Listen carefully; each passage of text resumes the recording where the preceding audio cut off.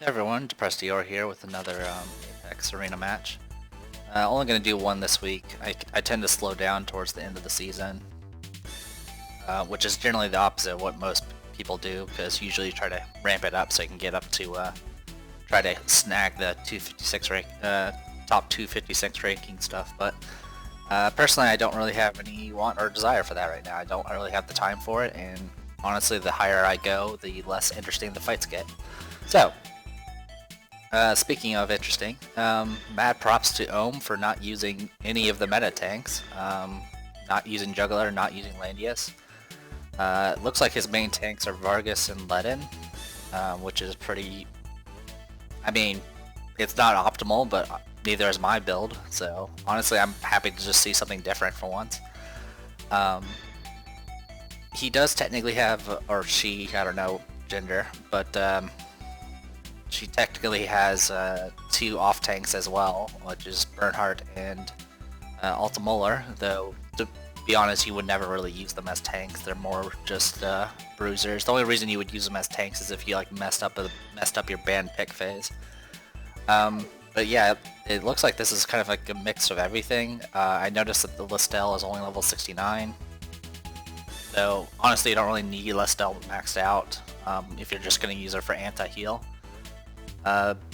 Besides that, it's really just kind of a mix of everything. Lot of coverage. A lot of them have faction buffs. I mean, Bernhardt, Elwin, freaking... I don't think Vargas. No, it's Bernhardt, Elwin, Altamuller, Ledin, Shafaniel, Zerda, Ozil. All of them have faction buffs. It's quite a spread. She only has 3 healers, so it looks to be a 2 tank 3 healer setup. The healers being Liana, TRS, and Chloe. So let's go ahead and dive in. So no Leonhardt, no Hiei, nothing really that stands out. So I went ahead and banned the Zerda. This box doesn't really have a lot of high mobility either, so that's another reason to get rid of the Zerda. So I banned TRS and Yulia. Like I mentioned before, it's a 3 healer setup, so the moment I ban one of them, she has to pick a healer, or else I'll ban the rest of them. So this is just to force her to go ahead and pick a healer, and I can focus on getting rid of some other key targets. I of course go with Estelle. And it looks like Ohm's focusing on getting rid of all my casters. Went with a Liana healer, pretty standard. I went ahead and got rid of Listel and Shafaniel because I didn't want to deal with that nasty AoE. And anti-heal, went with Claret, so now I have good coverage. They did ban my TRS, so can't do the usual wombo combo. Went with Bozil, not really that concerned about it. Banned Lana and Bernhardt just to counter the fact that Bozil has a dark buff. I was left with Zerda, so I went and grabbed Zerda. I honestly don't have very much experience using Zerda in Apex. I use her plenty in World Arena, but Apex I don't really get very many opportunities to use her, and it will show very soon, so that's just kind of the opportunity here. Honestly, I think a better pick would have been probably a caster, but because if I pick Zerda, it leaves all my casters open to be taken. Altamuller was taken. Altamuller is dark, I believe, so he can be buffed by Bozil instead of just buffing himself. More than likely, if it's an Altamuller, it's going to be a flyer one, and he tends to be a pretty tanky bruiser type. With a Liana healer, and dilute the rest of my ranged and DPS, so I end up taking Chloe as my healer slash offensive magic damage dealer, so I don't really have any magic damage here. Alright, let's take a quick look. I'll go over my stuff first. Pretty standard setup for Estelle, Claret. I mean, nothing really too new here. Liana has the usual kit. Chloe, I usually take Starglow, the AoE spell that she has, but I actually went with Discipline this time, simply because I don't really have any single target magic damage really, and I could use it. I also switched from I switched from Phalanx Soldiers to Zealots just to get a little bit more offensive capability, and obviously the magic damage. My Zerida is kitted out with the standard 6-point setup, which Obliterate, Killing Blow, Bloodthirster. To be honest, I don't really need Obliterate, but that was just in case I want to do some hit and run. And as for our opponents, Chloe did take Starglow. I think hers is actually... nope, actually mine's a little bit stronger than hers. We have 6 stars. Leona here, actually went with Gospel, probably a good pick since there's not... they kind of have a weird spread of buffs right now. This also means that their Leona didn't actually have an Act Again. I actually went through the entire fight thinking that she had Act Again and was a little surprised. I didn't even notice that she didn't use it. Standard debuff Bozel here was Sleep and Black Hole. Ultimuller here, pretty standard setup. This one actually has a little bit of a physical guard ability with parry, but beyond that, it's just a very bruiser heavy DPS there. And then we got Ledin here with the standard tanky stuff. Unfortunately, Ledin's not that great in Apex simply because you can kind of just ignore him, unlike other tanks. Stopped in place with Claret to get my coverage. Start moving in, and I actually went ahead and popped Bloodthirster, which pretty much means I'm going on the attack, which is pretty obvious. Ultimuller's within range. In all honesty, I'm pretty sure I pretty much did not think that my Zerida would be able to kill Ultimuller. Ultimuller's a flyer, which means he probably has last rites, which means at full hit points he reduces damage.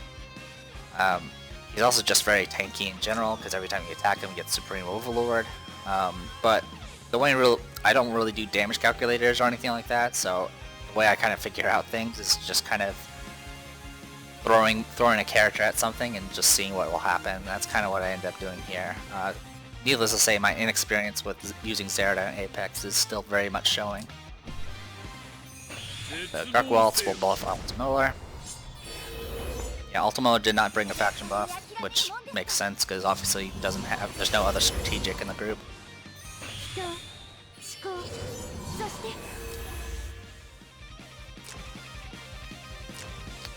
Yeah, he has faction buffs, so I don't really know what the Gospel's for besides just becoming immune to the debuffs, which I don't really have any debuffs, so it doesn't really matter.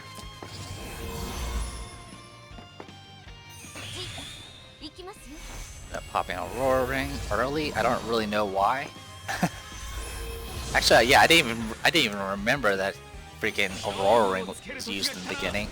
There's no reason to use it. Yeah, and the Gospel is being wasted right now. It's just, yeah. But speaking of wasted, here's my attempt to do damage to full health Ultimuller that probably has last rites. So even if I attacked the hero directly, it just didn't do anything. So at this point, I'm pretty sure if Ultimuller had gone on the attack, he probably would have gotten kill. I think the only reason why they went with Sleep was they were concerned about the counterattack, because Zerida is a very fast counterattacker. And I do have the Ultra Magic Bow, or whatever it's called, which makes it so she attacks in melee just as effectively as in range. So that's the only reason I can think of why they pop Sleep.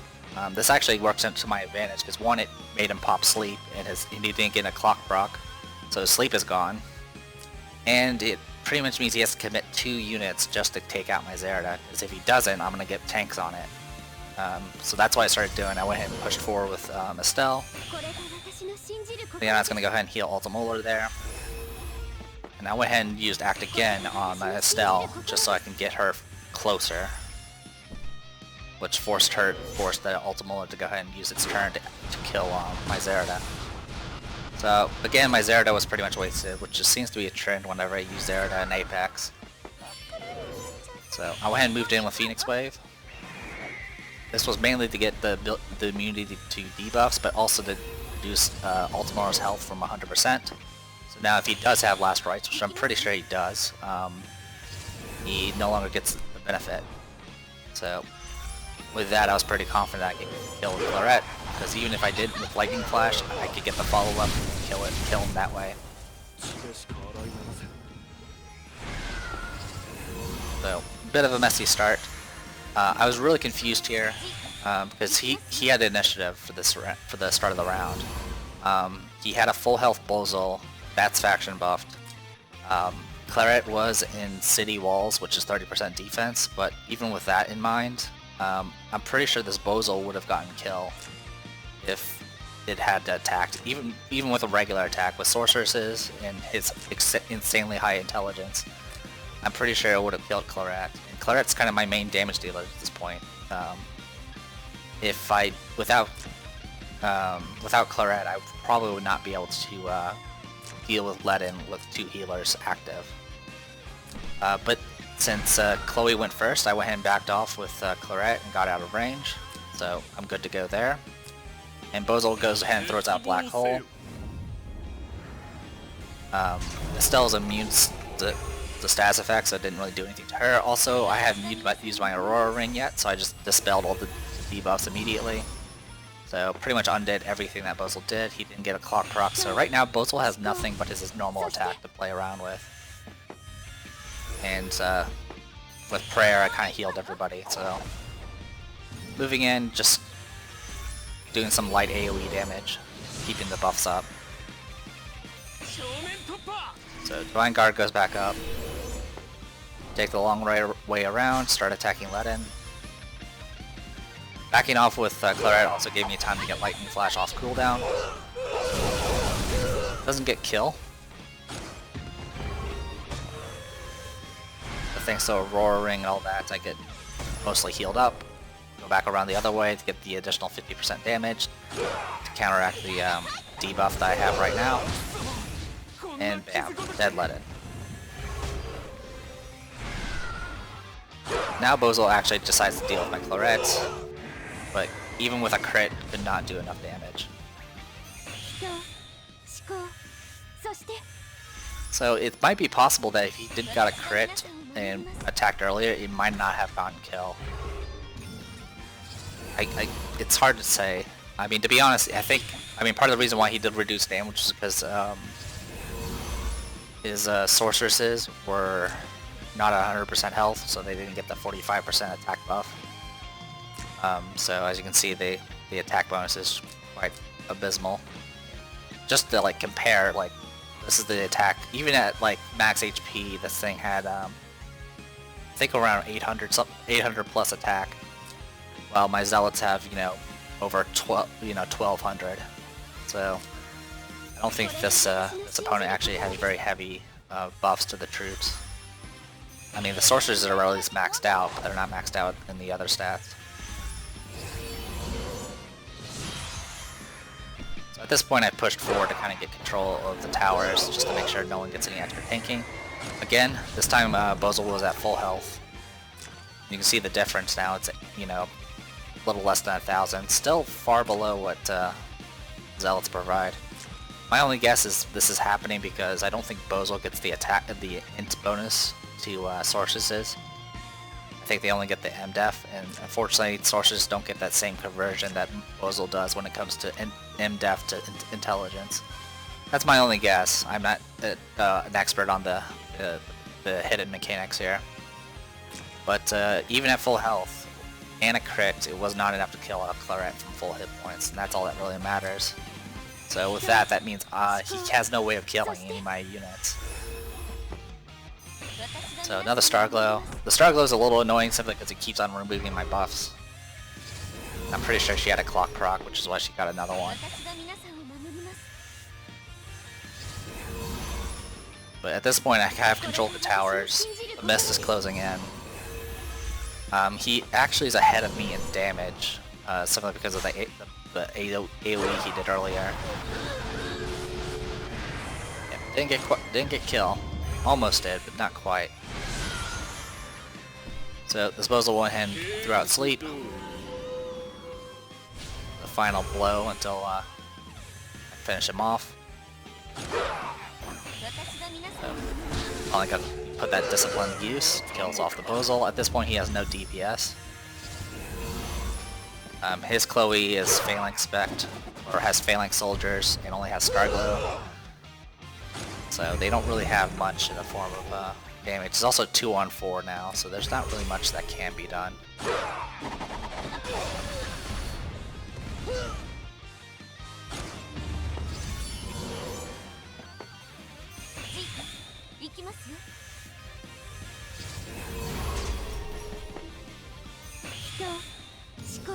Yeah, so I did act again, mainly just to get the buff reapplied.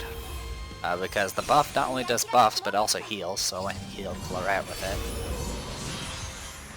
Not that there's really any danger. The two healers are not going to be able to do enough damage. I mean, you saw the damage numbers that those Shrine Maidens were doing. It was 1 damage. So all the damage was just purely from her. And since Ludden was their faction buffer, and Chloe had no faction buff, it was over. So yeah, really messy start because I threw away my Zerda early. And if he had tried to focus down my Claret sooner, it might have been a completely different game. Good news is now I have rank protection again, not that I really need it. Because I don't plan on going much higher than Gold 2 at this point. I just don't have the time to commit to it. One thing I was wondering...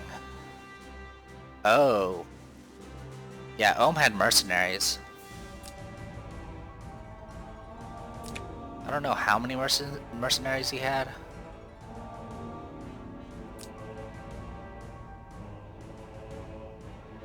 It's definitely not that one. Okay, so this one... So I think the level 69 he had was probably a mercenary. Which is not a bad thing. Ohm was Gold 2, so, I mean, if you got to Gold 2 with the help of mercenaries, I mean, more power to him. That's definitely deserving of props there. Not much else to say. Like I mentioned before, I don't really have much interest in going higher than Gold 2. I mean, it would be neat to get to the finals, but I just don't have that sort of time to commit to it. And honestly, it's a lot of trial and error to get to higher ranks. You essentially just got to keep fighting until you get those matches that are not against other Langrissers and things like that. Because at this point, I can fight Langrisser ranks. I saw a video of one of the... I guess he was a strategist, I'm not sure. But he was Gold 2 and he ended up fighting one of the top 20 players from Langrisser rank. So you can essentially fight someone that's 2 ranks higher than you. But for the most part, as far as rewards are concerned, going from Gold 2 to Langrisser wouldn't really give me too much. It would give me 15 extra enchants, which would be nice, because I always need more enchants. I honestly don't need the Arena Mastery Stones. I have too many. It's constantly piling up in my inventory now. If you are someone that's, even if you're mildly interested in doing PvP and things like that, try to get to Gold 3. That does get you the Epic Stones here. But if you're not interested in PvP at all, still do it, and try to get to Silver 3, because that will give you your rare enchant gift packs. And this is kind of the easiest way to get these enchants. The only other way you would get is just from doing your dailies, which don't get you that many, and it's completely random. You don't have any control on what you get. Or you purchase them using Orichalcum ore, which you should not be using for enchants. You should be using it for equipment. But yeah, that's pretty much it. Sorry I haven't really changed up the box much. Like I said, I've just been busy. I have been working on getting people caught up on bonds. I'm actually working on Angelica right now because I do plan on getting Deedlit in the future, and I may end up throwing in Time Faction stuff again. But yeah, I have fully Heart Bonder. I mean, at this point, I have almost all the people that could be Heart Bonded maxed out. The bottleneck I'm actually running into a lot is fire stuff in the Phoenix. Other than that, I have plenty of materials. Also, the only other thing that's slowing me down is keys in general, but the drop rate for keys has increased significantly since I've started the game, so I'm gradually kind of maxing out every female character at this point, which is kind of nice. By the time you guys see this video, my Rachel should be 6 stars, because right now I am literally 1 away, and this video should be coming up tomorrow. So, got that going for us. Besides that, not much else to say. Hopefully you guys enjoyed it. Sorry it's only 1 match again. Just been a little bit busy taking care of other things, and the whole COVID-19 stuff and all that nonsense. And so you guys stay safe. I'm the Depressed Dealer. This was Langrisser Mobile Apex. See you guys later.